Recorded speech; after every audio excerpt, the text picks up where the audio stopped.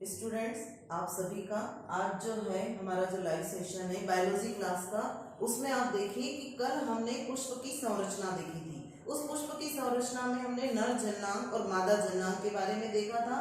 मैंने आपको बताया था कि जो मादा जननांग होता है उसमें आप देखिए 3 पार्ट होते हैं। जो गाइनोशियम होता है या कार्पल वाला पार्ट होता है, उसके 3 पार्ट होते हैं, स्टिग्मा, स्टाइल और ओवरी।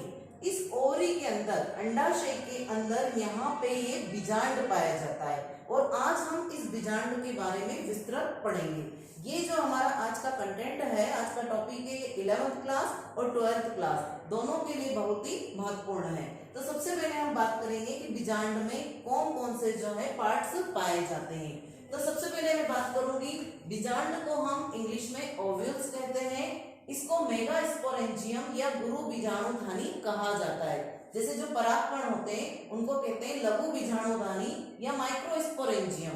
इसको कहते हैं मेगास्पोरेंजियम, गुरु बीजाणुधानी। ये पुष्प का मादा जननांग है। अब इसमें आप देखिए ओव्यूल में कौन कौन से पार्ट्स होते हैं। सबसे पहले हम बात करेंगे बीजांड व्रंत की, जिसको इंग्लिश में कहते हैं फ्यूनिकल।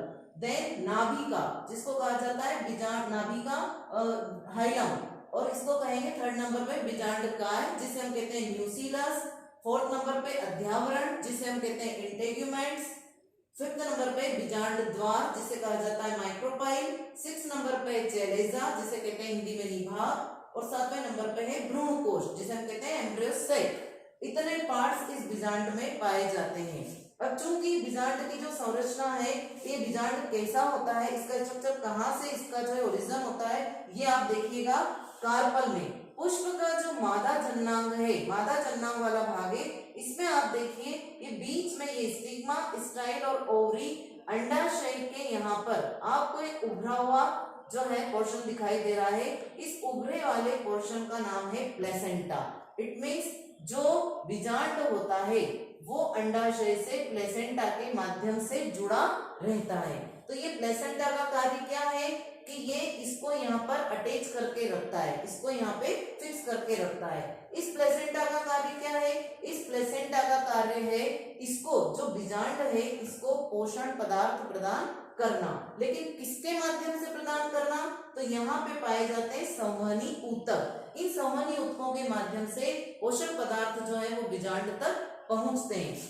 अगली बात करेंगे हम बीजांड व्रंत की। जैसा कि नाम से ही समझ में आ रहा है, बीजांड का व्रंत, बीजांड का डंठल, जिससे ये प्लेसेंटा से जुड़ा रहता है, उसे कहा जाता है बीजांड व्रंत। इंग्लिश में हम इसे कहते हैं फ्यूनिकल या फ्यूनिकुलस।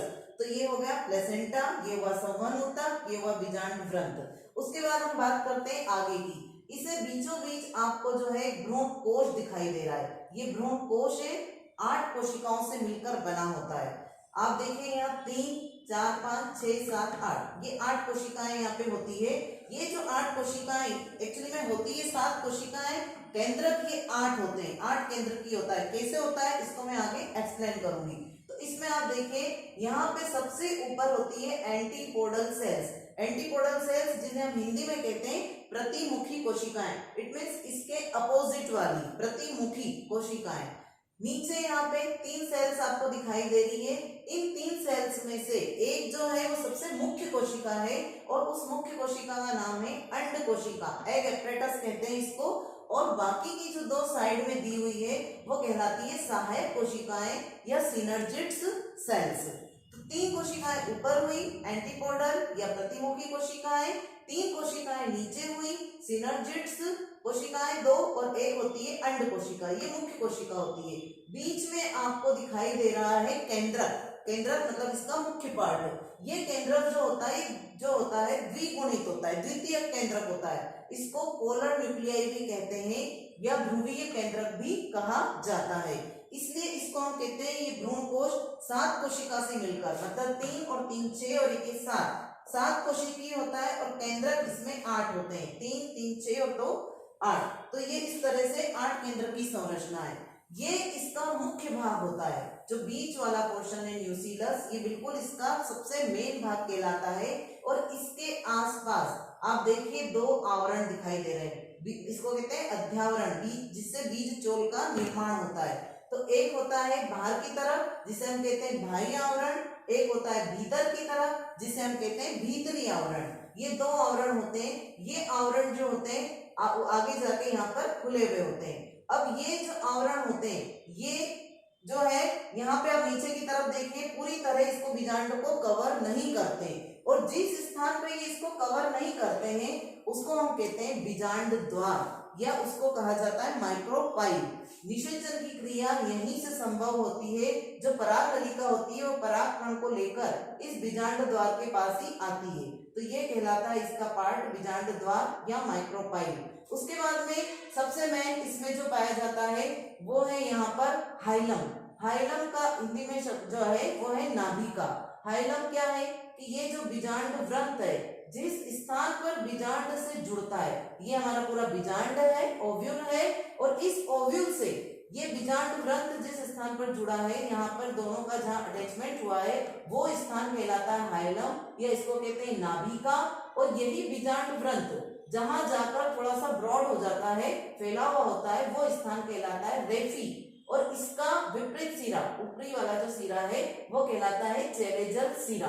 तो ये इस तरह से एक बीजांड की पूरी संरचना है। और चूंकि आपको पढ़ना है दोहरा निषेचन, डबल फर्टिलाइजेशन, चूंकि हम अलैंगिक जनन पढ़ चुके हैं, पुष्प की संरचना पढ़ चुके हैं, परागण हमने देख लिया है, स्वपरागण पर परागण हमने देख लिया है, तो हमको अब जो है बीजांड की संरचना देखना थी। उसके जस्ट बाद हम इसमें देखेंगे दोहरा निषेचन कैसे होता है। तो दोहरे निषेचन वाला जो है टॉपिक वो आपको नेक्स्ट सेशन में पढ़ाया जाएगा, लेकिन मैं एक बार फिर से आपको रिवाइज करवा देती हूँ। सबसे पहला बीजांड जिसको मेगास्पोरेंजियम या गुरु बीजाणुधानी कहते हैं, इसमें जो पार्ट होता है बीजांड व्रंत।